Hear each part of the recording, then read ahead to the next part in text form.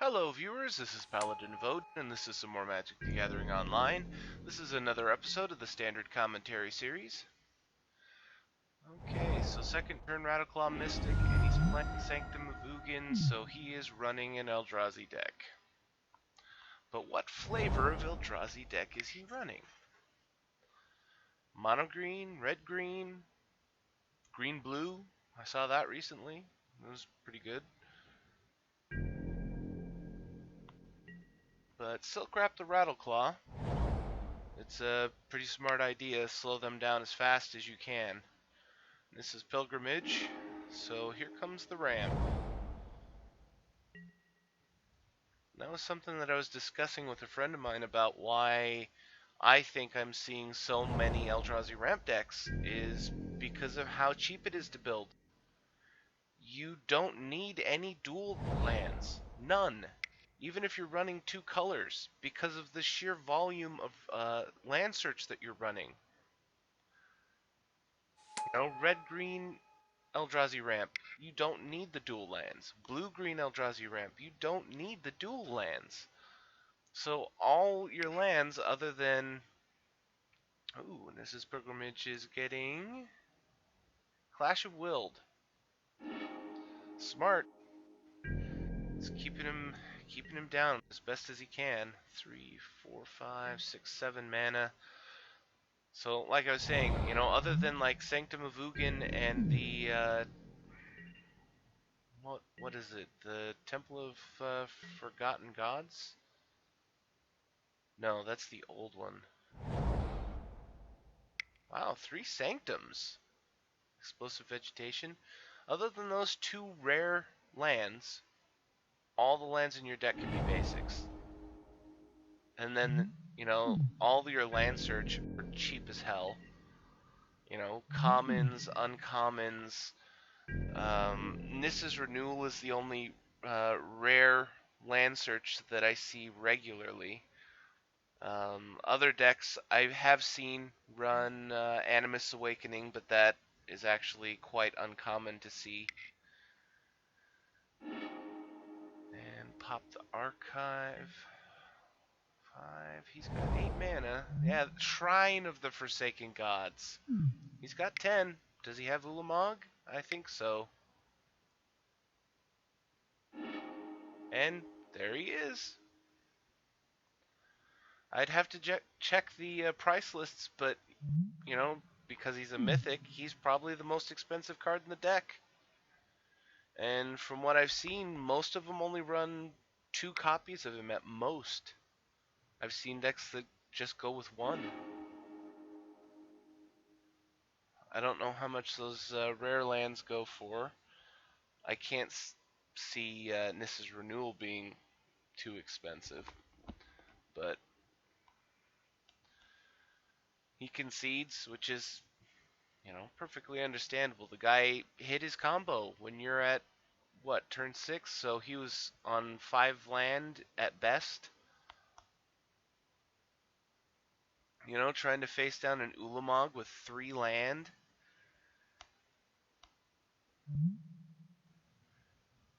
And it costs 3 or less, yeah. You can't... I was thinking, what is that one card that goes off of toughness? Is it Valorous Stance it's 4? But that destroys, doesn't exile. But you guys get the picture from what I'm talking about. You know, the deck is ridiculously cheap compared to most other decks to construct. You don't need dual lands. You don't have too many rare. Period.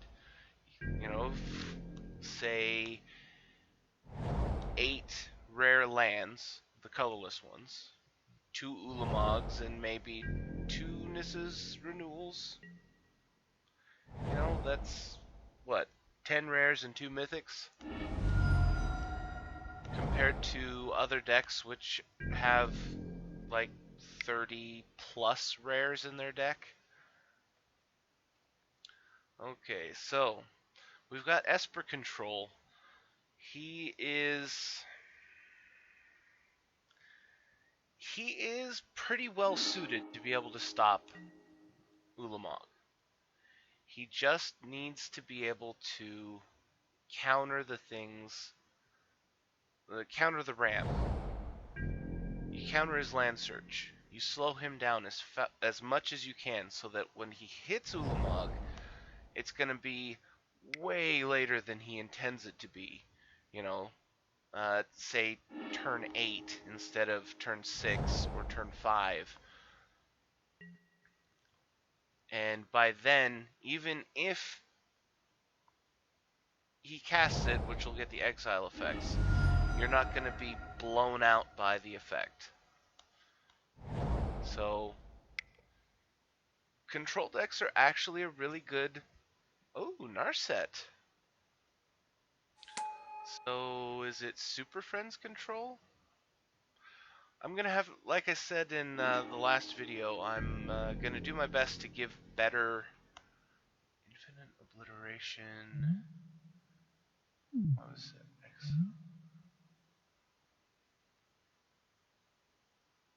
Oh no, that was revealed. Okay, so actually he could, with that one card, he could wreck this whole thing for him. Because as far as I can tell, the Eldrazi ramp, you know, their whole point is Ulamog. Infinite obliteration, Ulamog, and they're pretty much screwed.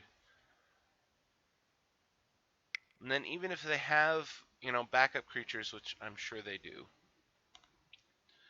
you'll be going through their deck, so you can see, oh, they're running this Eldrazi as backup, or that Eldrazi as backup, and know how to take care of it. Maybe another infinite obliteration.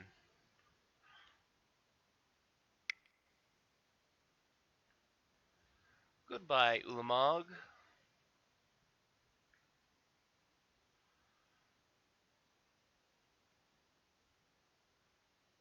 But, like I was saying, you know, Esper Control, you know, whatever flavor this is,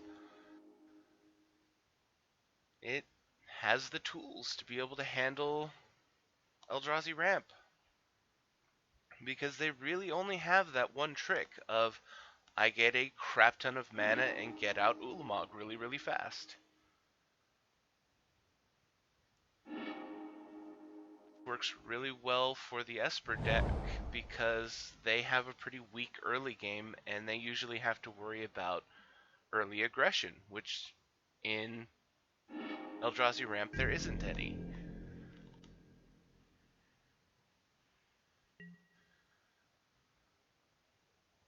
Oh, he had 4. Like I said, I'm gonna start putting deck list links in the description from MTG Top 8. Gaia's Revenge. So that's his backup. And it's a really good one. An 8/5 haste that can't be countered. Screw you, control. It has haste, which is really good, and then it can't even be the target of non-green spells or abilities from non-green sources.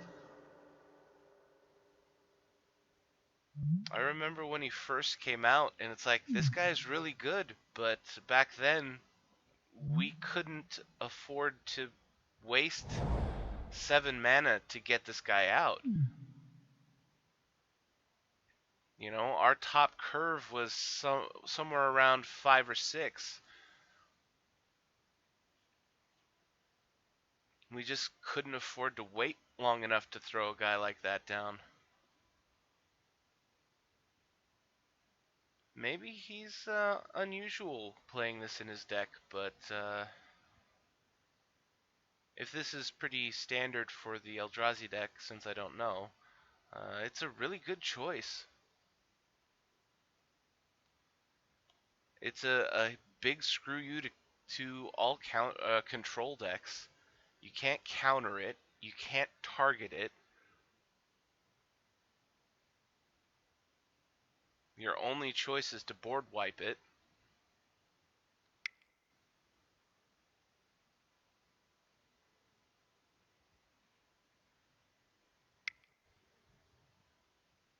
So, throwing up Shambling Vent. Swing in for 2, 8-2.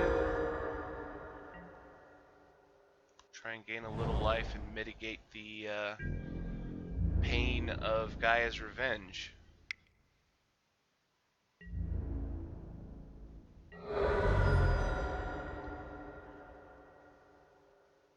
But if that's all he can do, he's in really big trouble.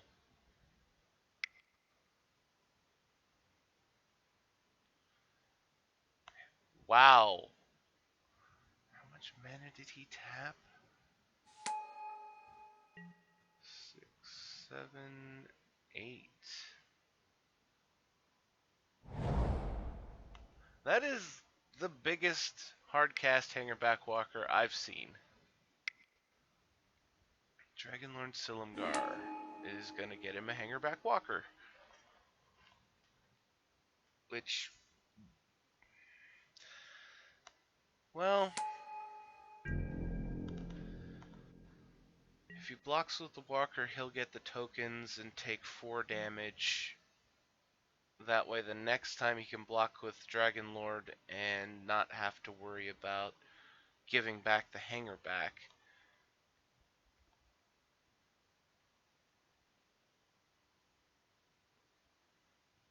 Or I was thinking he could double block. It would be the same effect, but we'll see what he does. Double block straight away.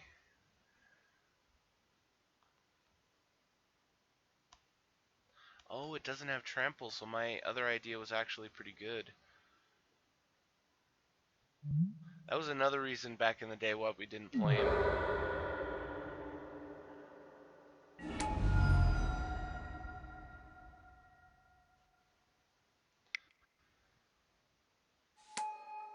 Hedron Archive.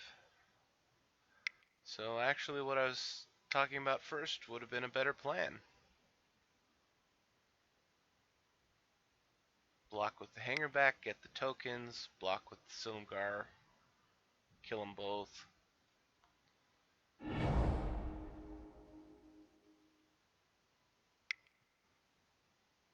Morph. Den Protector. That'd actually be ridiculously helpful for him. It would get him his Gaia's Revenge back straight away. He's got 13 mana.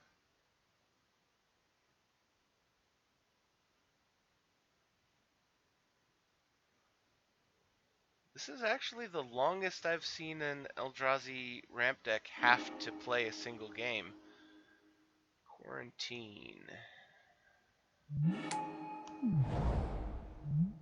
Oh, it was a Rattleclaw Mystic. It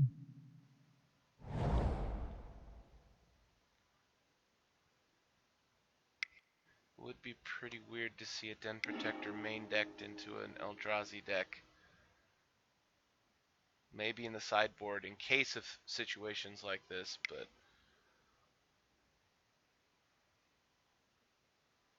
another massive Hangerback Walker. And pops the Sanctum for another Hangerback Walker.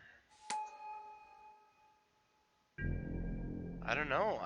It's looking a lot like the Infinite Obliteration sealed this game. Or did mana cost 3 or less?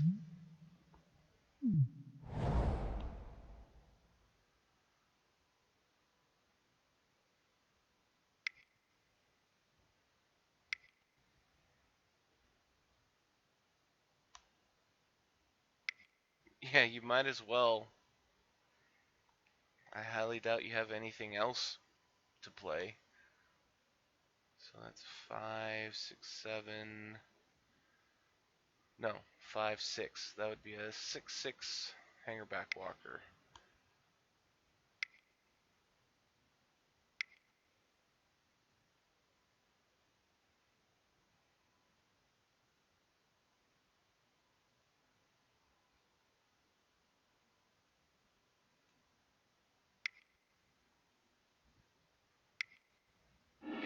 Ojitice command. Draw a card and counter a spell. My mind instantly went to gaining 4 life, but he doesn't really have to worry about that right now.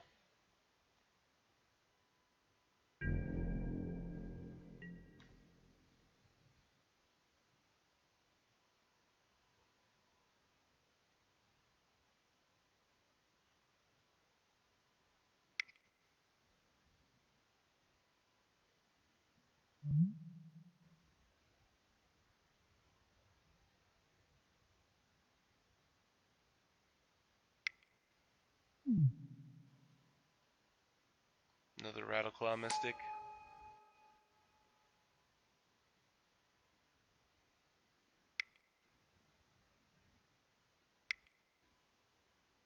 Guy's Revenge. It can't be countered. So, okay, Anticipate.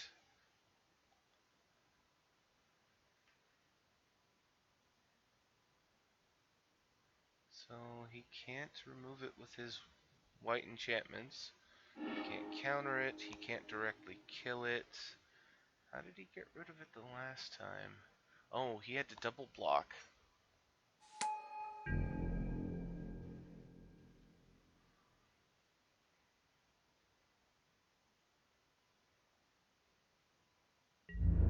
Crux of Fate would be a really good card to have right now for him.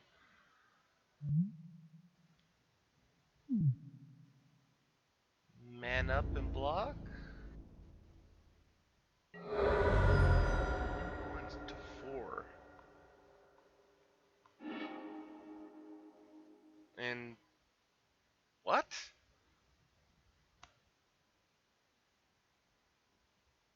Why did you concede? You had that game in the bag.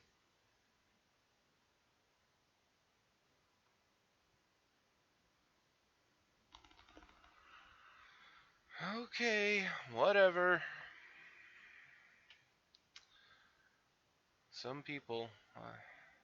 I mean, it's entirely possible that he had other things that he had to do. You know, real world things come before games. But if he didn't, he's an idiot. He had that game. Low Shambling Vent. Chump Block. That thing does not have trample. But, that looks like that was an Esper Control deck versus a mono-green Eldrazi ramp deck. And if you liked what you saw, hit that like and subscribe button for me, and I'll see you in the next video.